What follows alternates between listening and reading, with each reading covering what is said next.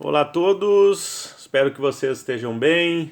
Vamos começando aí a nossa oitava semana de História Geral da Imprensa, né? E hoje para falar sobre um tema um pouco diferente, né? Porque não é imprensa no sentido do papel, né? Mas é a história do jornalismo, né? Então a gente vai falar um pouco rapidamente sobre três itens que vocês também veem nas disciplinas específicas de vocês, né? Então, história do rádio, história da fotografia, e sim que pega a questão da imprensa, e da televisão, né? Então, eu preparei principalmente rádio e foto, né? E aí, para complementar, então, eu vou postar um material, um texto para vocês lerem sobre a questão da televisão, né? Então, porque são conteúdos amplos, né? Então, para a gente poder falar um pouco mais sobre esses dois tópicos e aí o outro vocês complementam com a leitura. Então, começando a falar, né, ainda dentro daquela logística que a gente viu de tecnologias, para falar sobre a história do rádio. Né?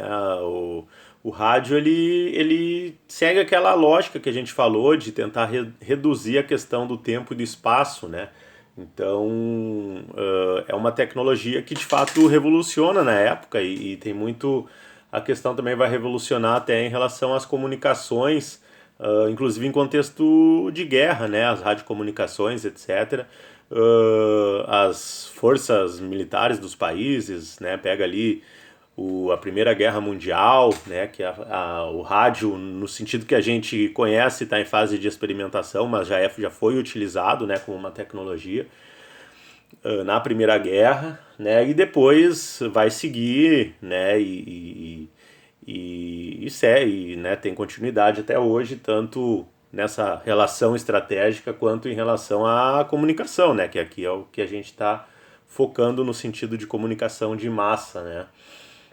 Então eu coloquei ali, vocês vão ver o slidezinho que eu coloquei, né, uma linhazinha do tempo, né, começa lá por 1864, né, o físico escocês James Clerk Maxwell lança a teoria de que uma onda luminosa podia ser considerada perturbação eletromagnética, né, que se propagava no espaço vazio atraída pelo éter, né, então são feitos esses primeiros experimentos. Em 1887, o alemão Rudolf Hertz então construiu um aparelho então com as duas varinhas metálicas de 8 centímetros, unindo cada varinha aos polos de um gerador de alta tensão, né? E depois, né, ele observou que essas ondas viajavam na mesma velocidade da luz, né, 300 mil quilômetros por segundo. Então, começa com experimentos, né? E a partir desses primeiros experimentos do Hertz, em 1985, aí tem uma polêmica que eu vou trazer aqui, né? Tem o livro Histórias que o Rádio Não Cantou, do Reinaldo Tavares, que conta essa história e conta conta esses primeiros anos do rádio, principalmente no Brasil. Então tem essa polêmica, né, de quem foi o criador do rádio, né, se foi o Marconi, né, italiano, ou se foi o padre Landel de Moura, brasileiro, né? Então a gente vai ver aqui a história rapidinho dos dois, para assim como a questão do primeiro jornal, né, do Brasil, também tem essa discussão aí em relação a quem teria sido o primeiro o inventor, né, do rádio. Né? O Marconi italiano teve a ideia de transmitir então esses sinais à distância, né? Em 1913 ele consegue mandar uma mensagem para o outro lado do oceano. Né? Em 1906, com a ajuda de Reginald Fessenden, dispõe de um microfone para incorporar qualquer som desejado a essas ondas irradiadas, né? Transmitindo a voz e o som. Né? Então, era o princípio do rádio, né? Claro que ainda não era rádio no sentido amplo que a gente fala, de um aparelho receptor com várias pessoas ouvindo, mas são os primeiros experimentos, né, que vão levar à invenção do rádio. Em 1907 estabeleceu-se um serviço telegráfico entre Estados Unidos e Inglaterra, né, e o Marconi ganhou o Prêmio Nobel de Física em 1909. Né? Internacionalmente ele é considerado, né, o criador do rádio, mas aqui no Brasil, né, tem essa defesa aí do padre Landel de Moura que a gente vai ver daqui a pouco. Né? Então ele passou a estudar, fazer experimentos, né, sobre as ondas hertzianas, e 2 anos mais tarde descobriu o princípio do funcionamento da antena, né, que tornou-se possível enviar sinais pelo espaço. E em 1896, né, envia mensagem de Dover, né, para Vimoux, na França, numa velocidade de 20 palavras por minuto. No mesmo ano obteve patente do seu invento em Londres. Esse é um ponto, né, que o Marconi teria feito esse procedimento, né, de registrar a patente, etc., né, enquanto o Landel de Moura teria problemas, né, com essas questões mais burocráticas, né? Então, em 1899, inaugura o telégrafo sem fio, mandando 3 sinais, né, SOS. A primeira radiotelegrafia, transmissão de uma regata, né, realizada no Canal da Mancha, e aí até entra a questão do rádio já começar tendo essa ligação muito forte com o esporte, né? Marconi enviava mensagens para a estação receptora, que enviava por telefone para um jornal em Dublin, né, na Irlanda, né? Então, mas ainda era uma comunicação, né, de uma pessoa para outra, né, quase como um telefone, né? Tinha que ter os dois, tinha que ter o aparelho e o receptor, mas era uma pessoa que tinha que receber a mensagem nesse primeiro momento. Então ainda não, a gente não está falando de emissoras de rádio, né? Então, essa seria a historinha, né, do Marconi enquanto o inventor, né, do aparelho de rádio. E o padre Landel de Moura, então, brasileiro, né, gaúcho de Porto Alegre, nascido em 1861, fez as primeiras experiências de radiodifusão em 1982, quer dizer, 1892, aliás, né, 3 anos antes do Marconi, no interior de São Paulo.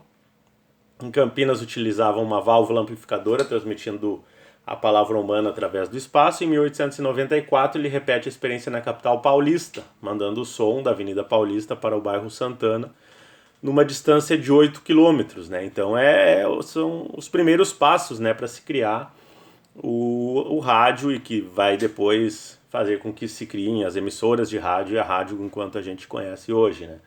Ele foi criticado, ele era padre, né? Ele foi criticado pela igreja por fazer tais experimentos. Quer dizer, chamaram ele de bruxo, de impostor, de louco, etc. Aquela coisa de cientista maluco, né? Em 1900, ainda em São Paulo, o padre dizia poder se comunicar com as pessoas distantes sem a utilização do fio, né? Que essa ia ser uma diferenciação em relação principalmente ao telefone, né? Então, estava aí o princípio do rádio, né? Então, lançar os sons, mas o som da voz humana principalmente, através do ar, sem a utilização de fio, né? E em distâncias que quanto maiores, melhor.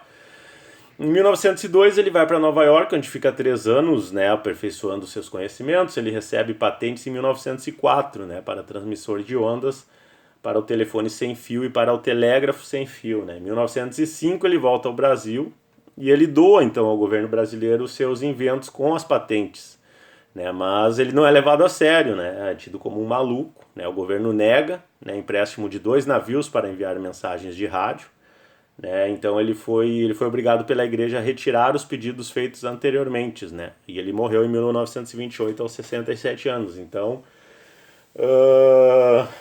essa é a breve história, né, do padre Landel de Moura, de maneira reduzida. Há muitos artigos, né, obras, até livros, né, contando a história dele, assim como o do Marconi. Mas a gente tem, de maneira bem sucinta, de um lado um cientista, né, um sujeito que faz os experimentos para criar o rádio na Itália, né, na Europa, e tem todo o incentivo e tem todo o aporte de governo, de ciências e financeiro, e do outro o padre Landel de Moura sendo visto aqui como um cientista maluco, né, não sendo levado a sério, não tendo incentivo, etc. Então há muito daquilo que a gente vê lá em temas latino-americanos, né, principalmente no livro lá do Galeano, em relação à formação, né, da cultura e da população e do governo e das estruturas, etc., né, as diferenças que ocorreram entre principalmente América Latina, Europa e Estados Unidos, né. Claro que, enfim, não vou entrar nesse assunto porque é o tema da outra disciplina, né, só para dizer que esse exemplo é mais um exemplo, né, que demonstra essas diferenças. Então aí a gente chega no Roquete Pinto, que é um nome importantíssimo quando se fala em rádio, né? Ele foi antropólogo, etnólogo, médico, poeta e compositor. Ele nasceu no Rio de Janeiro em 1884 e faleceu em 1954 aos 70 anos. Ele trocou a medicina pela antropologia, pesquisando o interior brasileiro, né, principalmente as sociedades indígenas. E aí a importância dele para o rádio é que ele foi o fundador da primeira emissora de rádio do Brasil, né? Então, se a gente tem lá o Marconi e o Landel de Moura disputando quem foi o criador da tecnologia rádio, no Brasil, né, o Roquete Pinto foi o fundador, né? Tem essa importância o nome dele porque ele foi o fundador da primeira emissora, que aí é o rádio no sentido que a gente conhece hoje, né? Que é de emissoras de rádio e que é o que transforma, que traz o rádio para o jornalismo, né? A partir das emissoras é que dá para se pensar em jornalismo no rádio, né? Então, em 1923, né, foi fundada a Sociedade Rádio Rio de Janeiro, PRA2. Em 1927, PRD5, Rádio Escola Municipal do Rio de Janeiro. Posteriormente, Rádio Roquete Pinto, né? Então, é um nome que vocês vão ouvir falar, ou se vocês forem escrever sobre história do rádio, é importante que vocês mencionem, porque teve essa importância, né, de ser o primeiro a ter emissoras de rádio. Foi um pouco depois, né, dos Estados Unidos, a primeira rádio comercial do mundo, né, surgiu em novembro de 1922, então um ano antes, né, em Nova York, a WEAF, né, então se espalha rapidamente esse modelo de rádio. Claro que aí os autores, o Reinaldo Tavares, o Ferrareto, outros autores de rádio, né, que pesquisam história do rádio, vão mencionar que, inclusive aqui em Pelotas, né, foi, se eu não me engano, a Pelotense é a rádio mais antiga do Rio Grande do Sul, dentre as que ainda estão em funcionamento, né, teve uma mais antiga, uma ou duas, mas que fecharam já, né, então a rádio pelotense foi, essa eu não estou enganado, né, não, se não foi a primeira, foi a segunda, mas eu acredito que tenha sido a primeira, posso confirmar com vocês. A mais antiga do Rio Grande do Sul, que permanece em funcionamento. Até teve um egresso aí do curso que escreveu o TCC dele, o Anderson Largue, né, sobre a Rádio Pelotense. Então, é de 1927, se eu não estou enganado. Posso chegar a essas informações depois. Mas é aqui nesse contexto de que o rádio, nesse primeiro momento, ele vai ser um veículo de elite, né? Porque o receptor, para te ouvir a rádio, era um equipamento muito caro.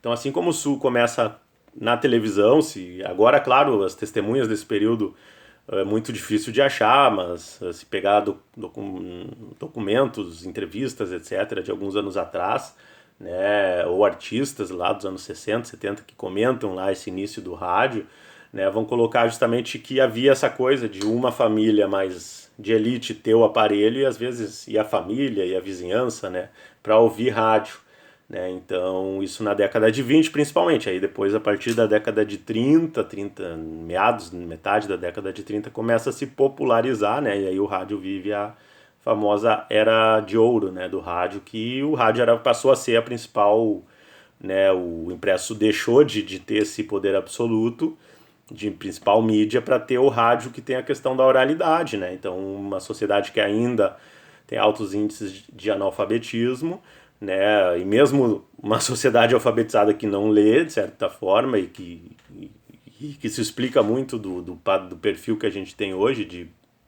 uma sociedade que não lê, não tem o hábito da leitura, né? Então, o rádio, né, sem a televisão ainda passa a dominar, né? Passa a ser o meio mais popular. E Roquete Pinto foi ainda membro da Academia Brasileira de Letras e foi fundador do Partido Socialista Brasileiro, né, em relação à biografia do Roquete Pinto.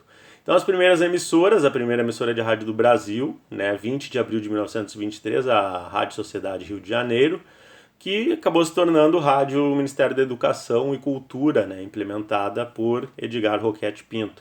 No mesmo ano aí surgem várias outras, o Reinaldo Tavares traz no livro dele a lista completa, né, das primeiras rádios, são páginas e páginas, né, das primeiras rádios. Então vai pipocar várias rádios em vários cantos do Brasil, né? Em 1924, Rádio Sociedade da Bahia, a Rádio Sociedade Rio Grandense Estação Diadema, e várias duram pouco tempo, né? E a Sociedade Rádio Pelotense, então a Pelotense ela perderia para Diadema, mas eu lembro que quando a gente apresentou o trabalho num evento da Rede Alcar, por 2012, por aí, tava o Ferrareto na mesma sala que a gente, e ele questionou esse dado do Renato Tavares em relação a essa Rádio Diadema. Ele questionou se de fato existiu, porque, né, não se teriam documentos que comprovassem. Eu não acompanhei mais depois, né, essa discussão. Então, que a Sociedade Rádio Pelotense é a mais antiga em funcionamento, isso, né, pode ser afirmado, e talvez ela tenha sido a primeira mesmo de maneira geral, né, se essa estação de Diadema de repente, né, não tem toda uma documentação que comprove isso. Enfim, aí são polêmicas, né, dos historiadores da mídia. Eram sociedades ou clubes, né, elas tinham o nome sociedade porque eram financiados pelos seus associados, né, não havia ainda nesse final de década de 20 os patrocínios, né, então eram grupos de pessoas, incentivadores, que se apaixonaram, né, pela tecnologia, como acontece, né, quando se lança uma nova tecnologia. Inicialmente celulares, inicialmente eram artigo de luxo que poucos tinham, depois os smartphones e assim por diante, computadores, né? Eu lembro quando começou a TV por assinatura, na minha sala de colégio, um colega nosso tinha, né? E que, claro, era da família mais financeiramente tinha mais poder aquisitivo. E não foi diferente, né? Então essas pessoas criaram essas sociedades e eles que financiavam, né? Eles que bancavam, né? Por isso que muitas fecharam cedo, né? Acabaram durando enquanto durou a empolgação dos seus sócios. A rádio na década de 20, então, eram empreendimentos não comerciais, não tinham anúncios, eram grupos de aficionados por rádio de classes altas, né? Pagavam mensalidades como clube, por isso que tem rádio clube, sociedade, etc. Cuidavam da programação, deles que doavam os discos, faziam o script, né, cantavam, chamavam os artistas para cantar, etc. E a audiência era muito deles mesmos, né, porque as pessoas de maneira geral não tinham o aparelho receptor. E a Sociedade Rádio do Rio de Janeiro só apresenta transmissões regulares, então tinha isso também, eram transmissões esporádicas. Amanhã às 10 da noite vamos fazer, né, e aí deixa lá os amigos ouvindo. Uma coisa bem amadora, né? E a Sociedade Rádio Rio de Janeiro, né, só vai apresentar transmissões regulares a partir de 1º de maio de 1923, então 10 dias depois da inauguração, né, vai começar a ter essas transmissões mais regulares. A programação era predominantemente erudita, então apresentação ao vivo de artistas que interpretavam obras clássicas, né, Chopin, Wagner, dentre outros. As formas dos ouvintes acompanhar as transmissões eram através de galenas, né? Eu botei ali a imagem do aparelho para vocês verem, né? E em contrapartida, o jornalismo impresso era o que estava, né? Era a principal fonte de informação, né? Ainda não, nesse primeiro momento, nem se pensava em informação e rádio, né? Em usar o rádio como uma fonte de informação. Tudo muda na década de 30, né? Então, inícios dos anos 30, já se tem 29 emissoras no Brasil. Né? Em 1931, o governo Getúlio Vargas, então, regulamenta o funcionamento das rádios. Em 32, o governo Getúlio autoriza a veiculação de publicidade pelo rádio. Aí começa uma grande transformação, né? Mudou as características do veículo e se tem um boom, né? Porque as pessoas aí passa-se a popularizar, se produzir mais aparelhos, os preços baixam e as pessoas passam a adquirir esses aparelhos receptores, né? E há essa apropriação, há N trabalhos, principalmente na área de história, mas também da comunicação, teses, dissertações, TCCs, falando dessa apropriação que aconteceu quase que naturalmente, né, de políticos por essa tecnologia, como acontece em todas as tecnologias da comunicação, da informação, como foi em 2016, né, nos Estados Unidos com a eleição do Trump, como foi em 2018 aqui no Brasil. E como foi aí nesse primeiro período, né? O Getúlio Vargas se apropria também, se especializa, né, em na oratória, na fala, né, na utilização do rádio, né, como uma forma de consolidar, né, aí se tem os regimes, aí começa a se criar também essa ideia maior de populismo, né, porque o Napoleão, por exemplo, se valia dos jornais, né, e a partir de então, esses novos políticos passam a se valer muito do rádio. Então, Vargas aqui no Brasil, Perón na Argentina, e na Alemanha mesmo o Hitler foi um político, né, que utilizou muito do rádio para propagar suas ideias e criar o cenário, né, que fez com que aconteceu toda aquela movimentação que eclodiu ali nos conflitos na Segunda Guerra Mundial, mas ele usou o rádio para trazer uma boa parte ali da população do seu país daquele período para o seu lado, né, para ser apoiador, né, do regime nazista dele que levou, né, a Segunda Guerra. Então o rádio foi fundamental, assim como o cinema. Tem N trabalhos, né, vocês podem pesquisar, mas que a gente não vai aprofundar porque é só um tópico, né, da disciplina. A década de 30 a 50 é conhecida então como a década de ouro do rádio, como eu falei. Se populariza, começa a questão de jornalismo esportivo, há uma dupla troca, o rádio ajuda o futebol a se popularizar, mas o futebol também faz com que as pessoas ouçam mais rádio, né? Não precisa mais esperar o jornal do dia seguinte, né? Para saber o que aconteceu, né? Você tem essa possibilidade de ouvir ao vivo, né? No rádio. Então é uma revolução, né? Algumas vezes a transmissão, o PVC coloca no livro dele de jornalismo esportivo, dá contexto. Acho que às vezes era feita toda a transmissão e ao final se descobria que não tinha ido ao ar por questões técnicas, né? Então a transmissão inacontecia, né? As transmissões muitas vezes eram feitas e ninguém tinha ouvido porque não tinha ido pro ar. Então tem essas anedotas, né, do jornalismo esportivo no rádio. Há uma popularização do rádio no mundo inteiro, quer dizer, não é só no Brasil. Surgem os gêneros, né, rádio novela, rádio teatro, com auditório, né, os noticiários, aí começa o jornalismo a ocupar esse espaço também, né, com os noticiários, entrevistas, transmissões esportivas, programas musicais. E o Chateaubriand, né, Chateaubriand, que a gente já comentou aqui do jornalismo impresso, ele, claro, o monopólio dele ele vai incluir o rádio, né, nos diários associados. Então foram 22 emissoras de rádio, incluindo aqui no Rio Grande do Sul a Rádio Farroupilha, em 1935, que foi do grupo até 1980, né? E começa a ideia de redes que a gente tem hoje, Guaíba, Gaúcha, Rede Globo, né? Rede Record, Rede Bandeirantes, né? Que tem emissoras sucursais e emissoras em diversos pontos do país, em diversas regiões.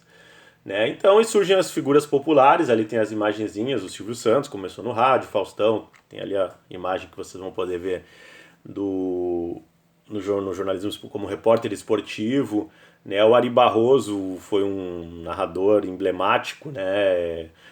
Tocava gaita quando o Flamengo fazia gol, ali tem a foto dele transmitindo um jogo do telhado, se não me engano é do lado do estádio de São Januário, né? Que ele não teve acesso. E aí ele subiu no telhado e fez a transmissão de cima do telhado, né? Então, enfim, figuras que se tornaram personagens da cultura mesmo, da cultura popular brasileira, né? Questão do carnaval, questão das marchinhas, dos músicos, né? O Pixinguinha, se vocês verem o documento, o filme, né, que foi feito, que tá me fugiu o nome do cantor, que também é ator, que interpretou o Pixinguinha no filme. Enfim, vai aparecer, vocês vão ver, o rádio é essa cultura do rádio, né? Ainda pré-televisão. Então, marcos importantes, aí tem dois que eu coloco, mas tem N marcos importantes, né? Tem os programas de auditório, tem radionovela, rádio teatro. Mas para o jornalismo teve o Repórter Esso, que foi entre 1941 a 1968. Tem o livro do professor Luciano Kluckner, que conta toda a história, quer dizer, foi patrocinado pela Standard Oil Company of Brazil, conhecida como Esso do Brasil, né? E foi uma política americana para propagar notícias a favor dos aliados na Segunda Guerra, né? Mas acabou permanecendo depois, né? E foi o que criou o modelo de telejornal na televisão, né? Foi para a televisão e entre 1952 e 1970 foi ao ar na TV Tupi. Né? Tem a última edição do Repórter Esso no rádio, se não me engano vocês acham no YouTube. Tem no CD que vem junto com o livro do professor Kluckner. né, em que o locutor chora, né, porque, né, foram muitos anos, né, 1941, 1968, e foram poucos locutores que, se não me engano, foi um ou dois só que apresentavam no Repórter ESSO. Então foi porque também desse programa saiu o formato que a gente tem até hoje, né? Correspondente Piranga, correspondente a Plub, Anaguaíba, esses correspondentes, esses formatos de noticiários surgiram com o Repórter ESSO, e na televisão também foi o formato que depois foi adotado lá pelo Jornal Nacional, pelos jornais das principais uh, emissoras de televisão do país. Aí teve a Rede da Legalidade, né, outro movimento importante no rádio, né, em 1961 Jânio Quadros renuncia e os militares tentam dar o golpe, mas Brizola encabeça essa rede que visa garantir a posse do vice João Goulart, né, tem o livro do Juremir Machado da Silva que conta toda a história, tem também rádio documentários, várias produções, né, que contam essa história, que a gente não vai ter tempo para falar muito. Mas ele vai para os porões do Palácio Piratini, de onde transmite a programação em rede com as rádios de todo o país, né? Então ele adiou, de certa forma, essa primeira tentativa do golpe para 1964. Eu fiz um rádio documentário e reportagem escrita, né, sobre a ilegalidade no meu tempo de graduação, e a gente foi nas rádios da região de onde eu sou, né, que é Santo Ângelo, Juí, etc., aquela região toda, e a gente entrevistou os radialistas que viveram a legalidade, né, contando como que foi, né, eles colocavam no ar o discurso que era dado lá pelo Brizola, lá dos porões do Piratini, né, então tem uma história aí que na época foi uma rede que vários pesquisadores fizeram esse levantamento em diferentes regiões para contar como que foi em Pelotas, como que foi em Porto Alegre, como que foi na fronteira, como foi no Noroeste, como foi na fronteira Norte, na fronteira Sul, etc. Né? Então, e aí a gente, né, tem também aí o Chateaubriand traz a televisão para o Brasil, etc. Mas a parte da TV eu vou colocar o texto, né? E aí a gente vai, né? Tem que ser esse jogo rápido. A gente vai falar um pouco do fotojornalismo, né? Assim como no rádio a fotografia não é o invento de um autor, mas são sucessivas evoluções, experimentações, né? Até se chegar à criação da fotografia no sentido que a gente conhece. A primeira fotografia do francês Joseph Niepce, de 1826, né? Tem livros também, obras que falam sobre a história da foto, mas vocês têm também a disciplina de foto com o professor Cadré, que também dá conta, né, um pouco da questão da história. 1842 é utilizada a primeira fotografia em notícias, né? Tem o livro do Jorge Pedro Souza, né, que é História do Fotojornalismo Ocidental, em que está com profundidade todas essas histórias aí. Primeiros fotógrafos são pintores, né, geralmente. O primeiro tabloide fotográfico foi o Daily Mirror, da Inglaterra, de 1904. Começa essa competição entre jornalistas e também havia a questão do tamanho, né, do aparelho, né? Então a questão física mesmo era um critério para os veículos, porque tinha que andar com aquela parafernália toda. Eu coloquei a foto ali, que vocês vão poder ver nos slides. Então não era fácil, né? Não era... E tinha toda a questão também de fazer barulho, de fedor, de queimado, etc. E já havia essa manipulação da imagem, né, que hoje é tão comum, né? Uma criança faz ali no celular. Até a década de 20, né? Então, antes disso, há o embrião dos fotodocumentários, com fotógrafos registrando temáticas de guerra, Guerra da Crimeia, Guerra da Secessão, né? Também nasce sob censura, né? Então, a foto passa a ser uma preocupação também dos censores. Começam a surgir máquinas mais fáceis de transportar, né? Começa a se criar os modelos mais compactos. A agilidade passa a ser incluído na pauta dos fotojornalistas, né? E no início era visto como uma prática muckraker, né? Tem o Jacob Riis, que é um fotógrafo que dedicou a fotografar a situação precária dos imigrantes em Nova York, né? Se tornou um marco. Ele é considerado um muckraker, daquele tipo de jornalismo praticado, na verdade, do século XIX para o século XX, que a gente já falou, né? E ele é um fotógrafo aí que também está o nome dele na história do fotojornalismo, né? Revistas e jornais passam a dar mais espaços, né? Novamente o jornalismo americano, com revistas como Life, Time, passam a ditar o modelo, né, que o resto do mundo vai seguir, as revistas do resto do mundo vão seguir. surgem as técnicas, como regra dos terços, tudo isso que vocês veem, né, na disciplina de foto, conceito de ângulo, profundidade, né, assim como nos outros, no rádio, na locução vai ter suas técnicas, na narração vai ter suas técnicas, independentemente de voz, né, mas tem técnicas, tem exercícios, né, isso vocês veem em cada uma das disciplinas. Vão ser também a base para o surgimento do cinema, né, e depois da televisão. De 30 em diante as câmeras ficam menores, né? Posteriormente a população começa a ter acesso a essas câmeras compactas, né? Todos os jornais aí passam já a valorizar a fotografia, né? São complexificados estudos, né? Começa a se aprofundar estudos sobre fotografia no jornalismo, etc. E o surgimento posterior e multiplicação das câmeras transformam a relação entre fotografia e sociedade, né? Que é até se desenvolver e chegar ao que a gente vive hoje. Aí eu coloquei aqui uma sugestão de filme, Clube do Bang Bang. Eu assisti a primeira vez, foi uma semana acadêmica do jornalismo lá de 2011 ou 12, acho que 2012, né, que eles passaram. E conta a história aí de 4 fotógrafos emblemáticos da história da fotografia. Fica como sugestão para vocês aprofundarem mais, principalmente quem gosta do tema. Tá bom? Estourou o tempo, né? Tive que acelerar e aí eu vou colocar então o texto para falar sobre a história da televisão, né? Vocês podem buscar mais materiais sempre, porque são muitos tópicos muito amplos, né? A gente não acaba não conseguindo aprofundar todos, mas de maneira geral seria isso, tá bom? Um abraço, fiquem bem e até a próxima semana.